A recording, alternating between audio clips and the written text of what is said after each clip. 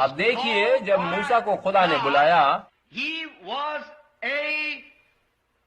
वह पूरी तरह से संपूर्ण रूप से एक नबी बन गया था। जब परमेश्वर किसी को कुछ सेवा का काम करने के लिए भेजता है तो वो उसे उन सभी चीजों से सज्जित करके भेजता है जो उस व्यक्ति के लिए आवश्यक होती हैं। यदि परमेश्वर किसी को प्रचारक करके बुलाता है तो वह उसमें ऐसा कुछ भर देता है कि वह वचन प्रचार कर सके। यदि वह किसी को शिक्षक के रूप में बुलाता है तो उसमें ऐसा गुण भर देता है कि वह शिक्षा दे सके। यदि वो किसी को नबी के रूप में बुलाता है तो वह उसमें ऐसा कुछ भरता है कि वह दर्शन देख सके और नबी बन सके।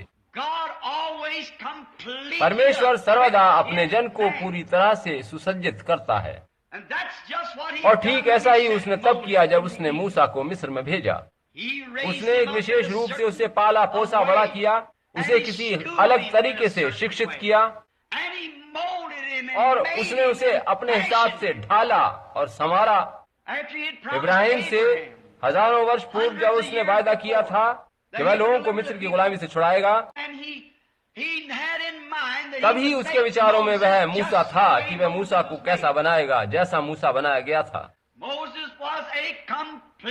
मूसा संपूर्ण रूप से नबी था, और पूरी तरह से सिद्ध नबी होने के नाते क्या हुआ?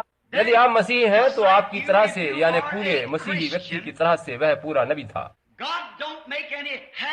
परमेश्वर आधे मसीही नहीं बनाता। परमेश्वर पूर्ण रूप से मसीही बनाता है।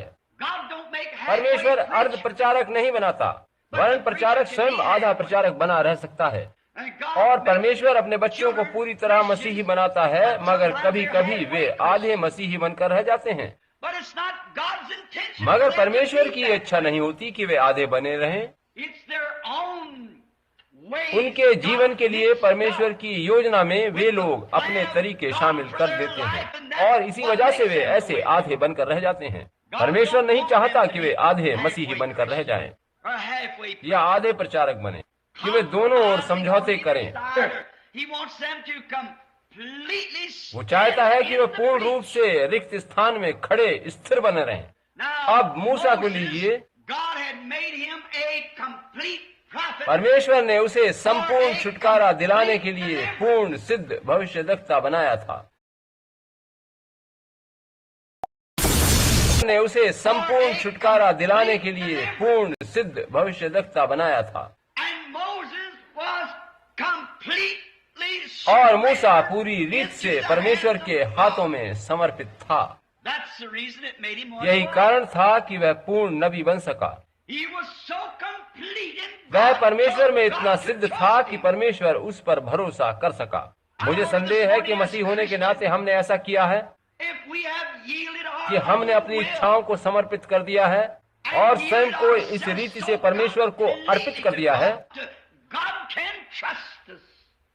कि वह हम पर भरोसा कर सके, वह सुनिश्चित कर सके कि हम उसी स्थान पर बने हैं जहां उसने हमें रखा था।